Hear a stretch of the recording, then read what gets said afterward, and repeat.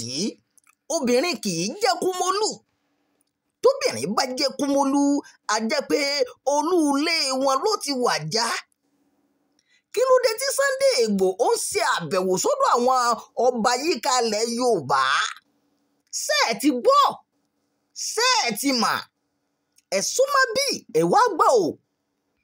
Olóyè Sunday Adéyẹmọ tí ọ̀pọ̀ èèyàn mọ̀ sí Sunday Igboho ti padà sórílẹ̀-èdè Nàìjíríà lẹ́yìn ọ̀pọ̀lọpọ̀ awuyewuye tó rọ̀ mọ́ àwọn ìgbésẹ̀ tó gbé láti jà fún ẹ̀tọ́ ilẹ̀ Yorùbá.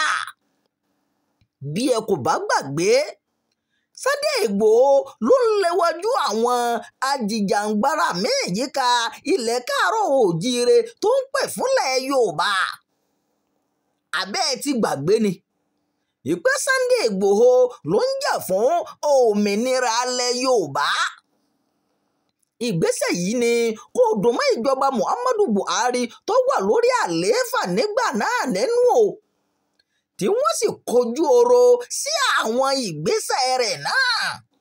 Lásìkò náà ó kojú ọ̀pọ̀lọpọ̀ àwọn ìpèníjà nílẹ̀ Nàìjíríà àti orílẹ̀-èdè olómìnira Benin kí ó tó lọ fi ara pamọ́ sí orílẹ̀-èdè Germany lásìkò ìṣèjọba ààrẹ àná lórílẹ̀-èdè Nàìjíríà èyún olóyè olóògbé Muhammadu Buhari.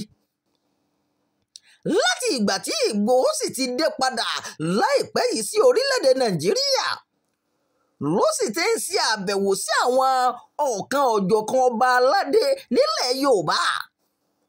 Lára àwọn ọba tí Sunday Igboho ti ṣe àgọ́ láàfin sí ni Olúgbọ́n, Ṣọ̀ún, Aláàfin, Elérùwà, Ọlọ́wọ̀ àti àwọn míì. Ìbéèrè tó sì ń gbé ọ̀pọ̀lọpọ̀ èèyàn nínú ni pé kí ló ń gbé ajàfẹ́tọ̀ọ́ ẹni káàkiri ọ̀dọ̀ àwọn orí adé nílẹ̀ Yorùbá? Ìdí rèé, ẹ má rìn jìnnà.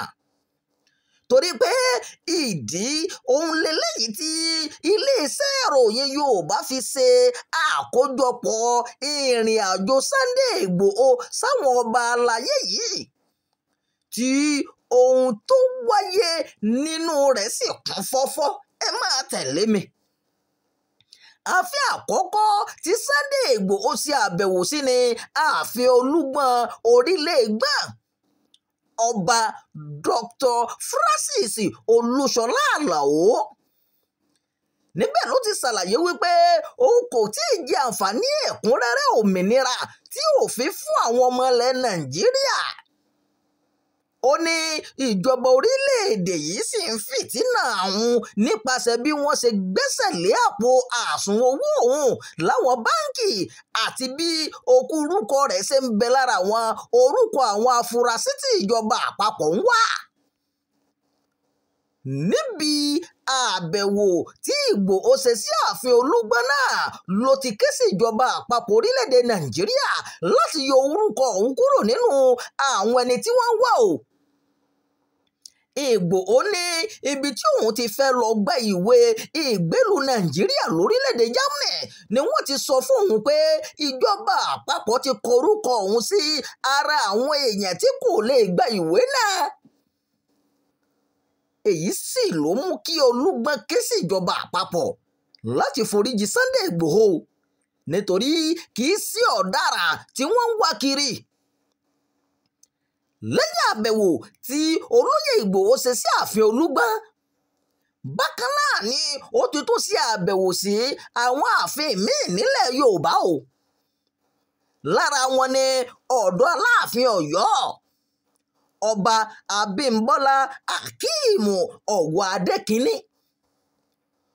Ó tún dé ìlú Gángan níbi tí ó ti lé àwọn afurasí darandaran lọ́jọ́ kẹ́ni àná. Bákan náà ó ṣe àbẹ̀wò sí ìlú Èrúwà lọ́dọ̀ Elérùwà ọba Samuel Adégbọlá. Ó tún dé ìlú Ìjẹ̀rò àti Ìkẹ́rẹ́ Èkìtì kí ó tó di pé ó tún fi ara hàn ní ààfin Ọlọ́wọ̀ ti ìlú Ọ̀wọ̀ Ajíbádé Gbádégẹṣin Ògúnoyè kẹta láìpẹ́ yìí. ẹ̀bẹ̀ tí gbogbo àwọn orí adé náà sì ń bẹ ìjọba àpapọ̀ ni pé kó jèbùrẹ́ o awo olùgbẹ́bẹ̀ kó sì fi ọwọ́ wọnú nípa Sunday Ìgbòho kó lè ní àǹfààní sáwọn àsùnwọ̀n owó rẹ̀ ní báǹkì. Ìrètí wà wípé ó ṣeéṣe kí olóyè Sunday Ìgbòho tó ṣe àbẹ̀wò sí ààfin Ọ̀ọ̀nìrìṣà ọba Adéyẹyè Ẹniìtàn Ògúnwùsì Ọ̀jájá kejì láìpẹ́ yìí o. Ìròyìn yàgbó fún ti